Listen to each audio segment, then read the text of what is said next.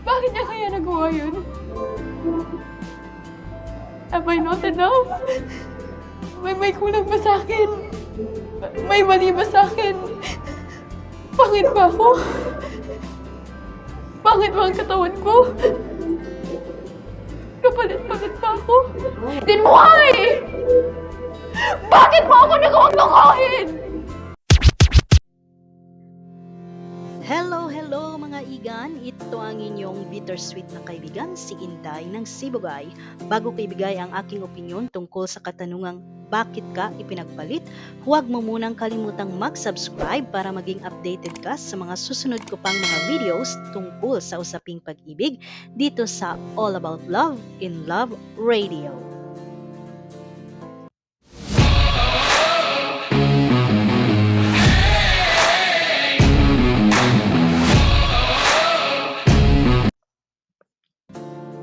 Ito na nga mga igan, pag-uusapan na natin ngayon kung bakit nga ba tayo ipinagpapalit. Bakit nga ba? Hindi ko din alam eh.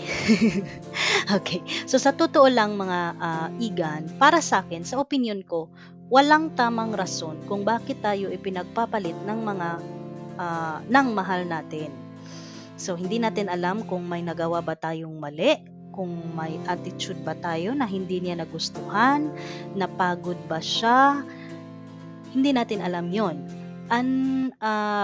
Baka din naman na fall out of love siya sa atin.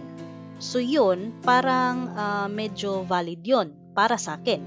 Kasi nga, hindi naman natin hawak ang damdamin ng isang tao. So siguro na fall out of love siya sa iyo, and not intentionally, hindi niya sinasadya na na-fall in love siya sa iba.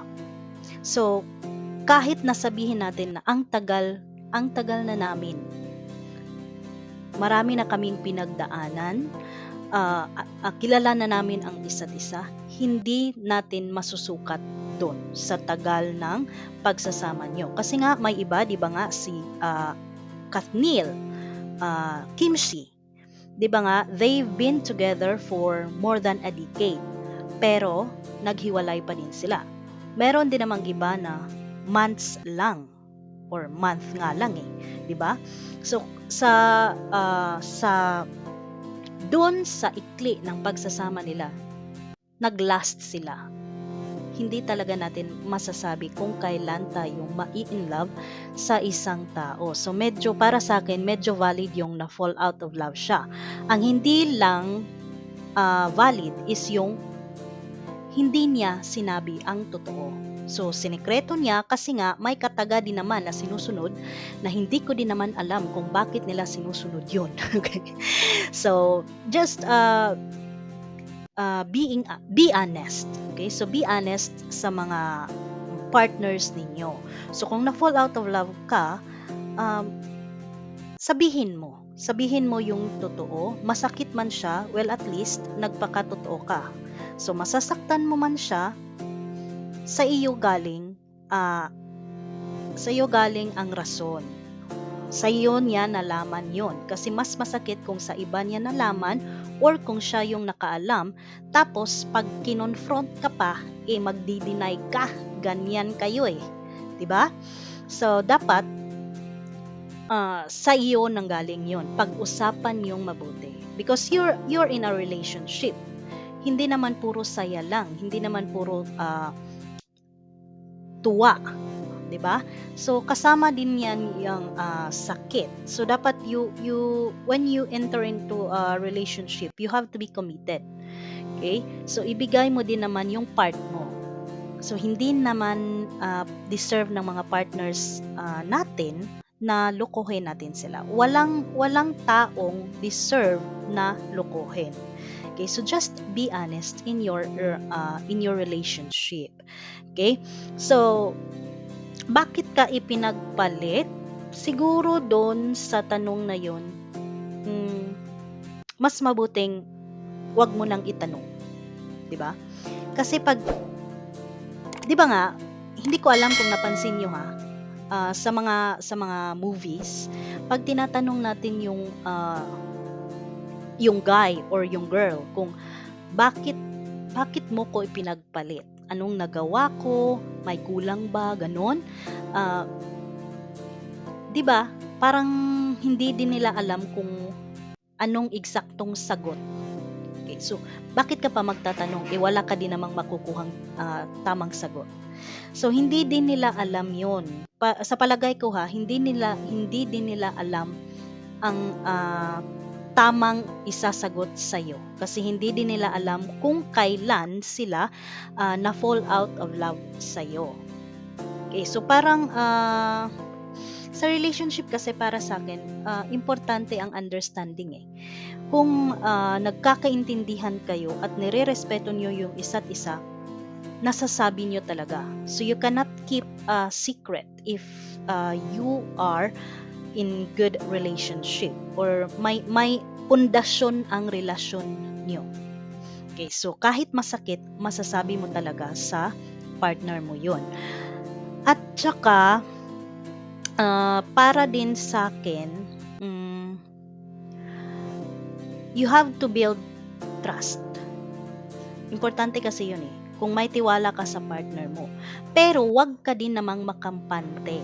Kasi kung masyado kang kampante sa relasyon nyo, parang nawalan ka na ng takot. You are no longer afraid kung ano yung mangyayari.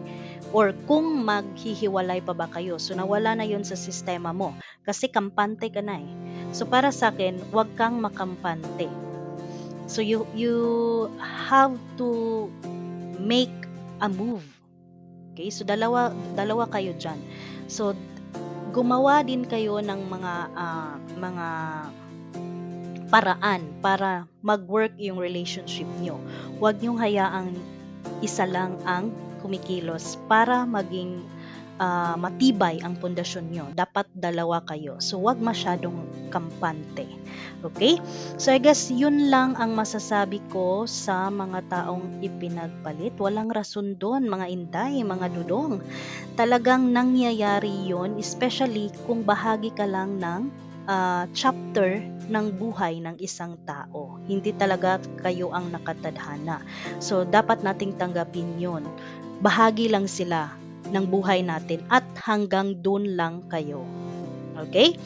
So, mga igan, kung meron kayong sariling opinion tungkol sa katanungang bakit ka ipinagpalit, mag-comment down below para naman mabasa din yan ng mga kaibigan nating na-experience na ipinagpalit sila. So, na-experience ko din naman yun. Okay? Pero naka-move on na ako. Okay, so salamat mga igan at hanggang sa muli. Kaya mga igan, sana nakatulong ang aking opinion or ang aking payo sa mga ipinagpalit nating mga kaibigan.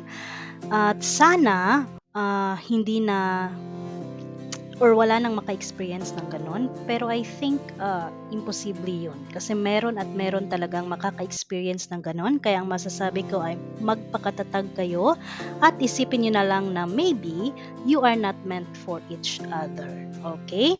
So thank you again mga igan, and don't forget to like and subscribe into my channel para maging updated kayo sa mga susunod ko pang mga love advices. Okay? So stay tuned in All About Love in Love Radio. Bye-bye guys!